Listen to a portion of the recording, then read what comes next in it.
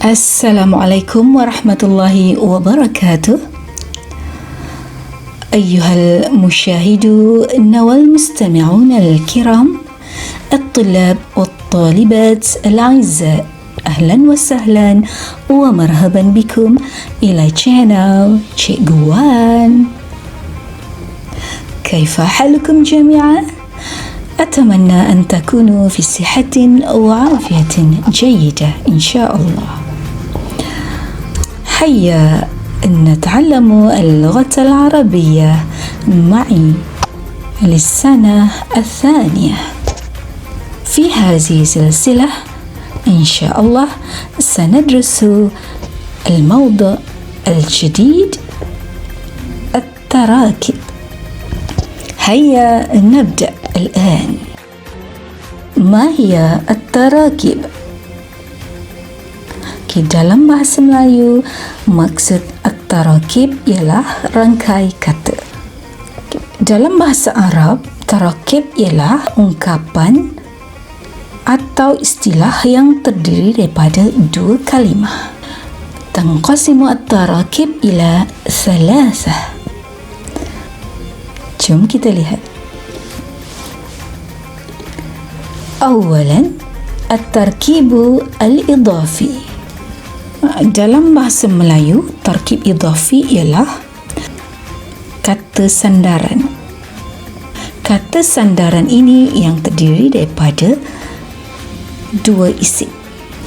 Sama ada kata nama yang pertama ismun, tiada alif lam, manakala gabungan yang keduanya ada alif lam, ataupun isim yang pertama, kata nama yang pertama isim tiada alif lam digabungkan dengan dhamir. Seterusnya kita lihat yang kedua, tarkib an-na'ti. Apakah dia tarkib an-na'ti? Tarkib an-na'ti ialah kata adjektif ataupun kata sifat. Tarkib an-na'ti binaan at-tarkib dengan menggunakan na'at ataupun kata sifat atau adjektif. Yang biasanya diterjemahkan dalam bahasa Melayu ialah yang. Okey. Dan untuk kata adjektif ini, tarkib na'ti ini terdiri daripada dua kata nama, tetapi dua-duanya mesti ada alif lam atau kedua-duanya tiada alif lam. Tarkib na'ti ni ibaratnya perkataan yang kedua ataupun kalimah yang kedua itu umpama bayang-bayang kepada kalimah yang pertama. Sekiranya kalimah yang pertama ada alif lam, maka kalimah yang kedua mesti ada alif lam. Kalau kalimah yang pertama itu muzakkar, maka kalimah yang kedua pun muzakkar. Dan seterusnya. Okay, kalau kalimah itu tiada alif lam, sama. Kalimah kedua tiada alif lam. Seterusnya kita pergi kepada ismut tafdil. Ia juga terdiri daripada dua perkataan, tetapi gabungannya adalah isim dan juga huruf. Al-an nanzuru ila al-mithal. Majallatul madrasati. Majallatul madrasati. Rufuful al-maktabati. Rufuful maktabati. Apakah tarakib ini? Ini ialah at-tarkibu al-idafi. Baik. Untuk tarakib ini, kita lihat kalimah di hadapan tiada alif lam dan kalimah yang kedua ada alif lam. Pada paparan, isim yang pertama tiada alif lam digabungkan perkataan kedua ada alif lam. Huruf yang terakhir dibulatkan, huruf yang terakhir tu untuk menunjuk baris. Okey. Baris perkataan yang kedua mesti baris bawah ataupun dipanggil kasrah. Begitu juga contoh yang kedua. Kita dapati kalimah yang kedua pun berbaris bawah. Yang bulat, yang dibulatkan warna merah tu, perkataan tu barisnya bawah. Maknanya perkataan kedua untuk tarkib idhafi mesti kasrah, baris bawah. Begitu juga dengan contoh yang seterusnya, rufuful maktabah, rufuful maktabati. Perkataan yang kedua juga berbaris bawah ataupun kasrah. ننتقل إلى المثال الآخر. مجلاتها، مجلاتها. كتبهم، كتبهم. التركيب الإضافي أيضا. Contoh yang diberi juga adalah tarkib idhafi, tetapi kita lihat isim ditambah, perkataan pertama adalah isim dan yang kedua adalah dhamir. Majallatuha, ha itu adalah dhamir muttasilah merujuk kepada hiya. Hum, kutubuhum, hum merujuk kepada dhamir munfasil hum. Asalnya perkataan ini al-majallatu, zid hiya. Bila dijadi ayat yang sebenar, kena buat al-majallah, kena buat alif lamnya, dan hiya ditukar kepada dhamir muttasilah, iaitu ha alif. Maka jadilah tarkib idhafi ismun, isim campur dengan atau digabung dengan dhamir. Jadilah tarkib al-idhafi yang terdiri daripada isim dan dhamir. ننتقل إلى المثال لتركيب النعت. المعلم المجتهد، المعلم المجتهد. المعلمان المجتهدان. Tarkib na'ti ini terdiri daripada dua kalimah isim. Kedua-dua contoh yang diberi mempunyai alif lam. Kalimah pertama ada alif lam dan kalimah kedua pun ada alif lam. Seterusnya kita tengok baris.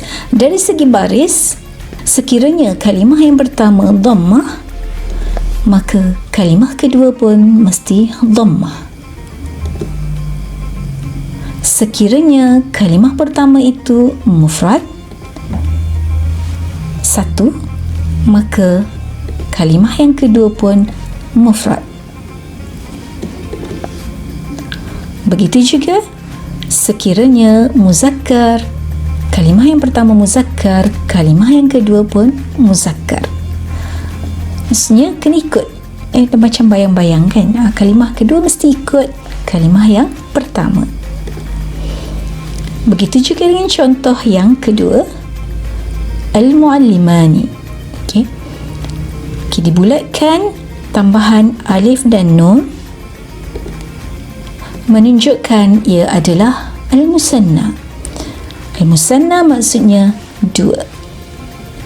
Dan tanda atau pengenalan dua dengan tambahnya alif dan nun. Kita lihat contoh seterusnya. المجلات الكثيرة، المجلات الكثيرة. المراجع المفيدة، المراجع المفيدة. المجلات والمراجع merupakan al-jam'u li ghairil aqil. Apa pula? Jamak li ghairil aqil. Jamak ni ada dua. Satu jam'u lil akil, dan satu lagi sekarang kita sedang belajar jam'u li ghairil akil. Kenapa kat sini Cikgu Wan tekankan jamak li ghairil akil? Bagi yang tidak berakal. Kalau berakal tak ada masalah. Kalau jamak sama. Perkataan pertama jamak, perkataan kedua pun jamak. Sekiranya jamak lil akil. Contoh al-muslimuna, al-muslimuna, al-mujtahiduna. Al-muslimuna, al-mujtahiduna. Pengenalan jamak di situ ialah adanya tambahan waw dan nun. Begitu juga kalimah yang kedua, al-mujtahiduna, ada tambahan waw dan nun. Kita lihat contoh jam'u li ghairil akil. Contoh yang pertama adalah jamak muannas as-salim. Jam'ul muannasi salim. Kita lihat perkataan kedua ada tak marbutah di belakang. Maksudnya kalimah tersebut adalah mufrad muannas. Tadi Cikgu Wan cakap ikut macam bayang-bayang kan, tapi asal pula ni dah tak ikut dah. Sebab jamak li ghairil akil. Sebab ia adalah jamak yang tidak berakal. Kena ingat dan semat kelainan yang ada pada tarkib an-na'ti sekiranya ia adalah jamak li ghairil akil. Al-majallat, majalah ialah benda yang tidak berakal. Naatnya ataupun sifatnya mestilah mufrad muannas. Baris sama. Majallatu baris depan. Kalau jamak muannas salim dia marfu' bidhammah. Marfu' dia adalah baris depan ataupun dhammah. Dan kalimah yang kedua tadi mufrad muannas pun baris depan. Sama, itu sama. Yang berbeza kat sini hanyalah dari segi mufrad dia. Dari segi bilangan dia kita tak boleh letak jamak juga, sebab kalimah pertama adalah jamak li ghairil akil. Kita lihat pula. Nanzuru ila al-misal akhar, al-maraji'u al-mufidah. Al-maraji'u al-mufidah. Al-maraji'u jamak taksir li muzakkar. Jamak taksir li muzakkar. Mufrad dia marji'u. Maraji' adalah jamak taksir. Dan kita lihat perkataan kedua atau kalimah isim yang kedua untuk sifat atau na'at adalah mufrad muannas juga. Ini contoh isim yang ada alif lam digabung dengan isim ada alif lam. Kalau untuk tiada alif lam kita buanglah. Tak ada alif lam, semua dua-dua tak ada alif lam. Tapi untuk ini apa yang beza adalah perkataan kedua. Tak kira sama ada dia muannas ke, dia muzakkar ke, kalau dia adalah jamak li ghairil akil, maka perkataan yang kedua atau naatnya itu mestilah muannas, mufrad muannas. Cikgu Wan harap anak-anak didik boleh faham dan jelas dengan apa yang Cikgu Wan terangkan. Jom kita ke tarkib yang ketiga.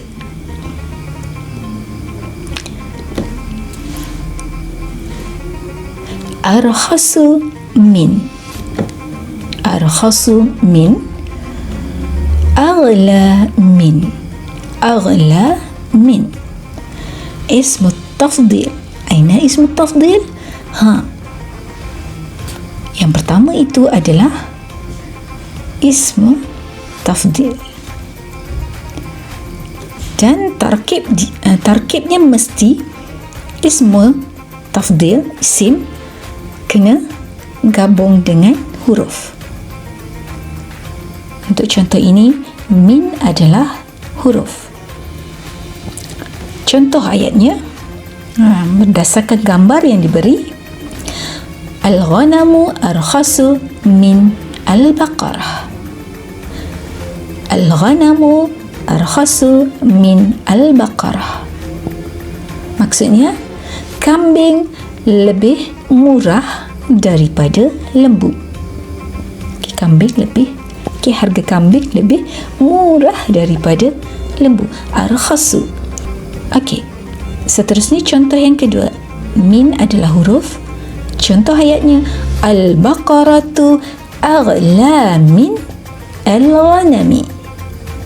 Al-baqaratu aghla min al-ghanami. Jelaskan? Okey, maksudnya apa? Lembu lebih mahal daripada kambing. Okey. Wazan ataupun timbangan untuk ismu tafdil adalah af'alu. Menunjukkan lebih. Tarkib ismu tafdil ialah gabungan di antara kata nama dengan menggunakan wazan af'al yang bermaksud lebih, dan selepasnya digunakan huruf min tadi. Apakah tujuan ismu tafdil? Tujuan ismu tafdil ini adalah untuk membandingkan antara dua benda, antara dua perkara. Sebab itu kita gunakan ismu at-tafdil. Unzuru ila al-misal akhar. Jom kita lihat contoh yang seterusnya. Akbaru min, asgharu min, akbaru min, al-baqaratu akbaru min al-ghanami. Maksudnya, lembu lebih besar daripada kambing. Seterusnya, contoh yang kedua, yang di bawahnya tu, al-ghanamu asgharu min al-baqarati. Maksudnya, kambing lebih kecil daripada lembu. Okey, wazan yang digunakan untuk ismu tafdil adalah af'alu.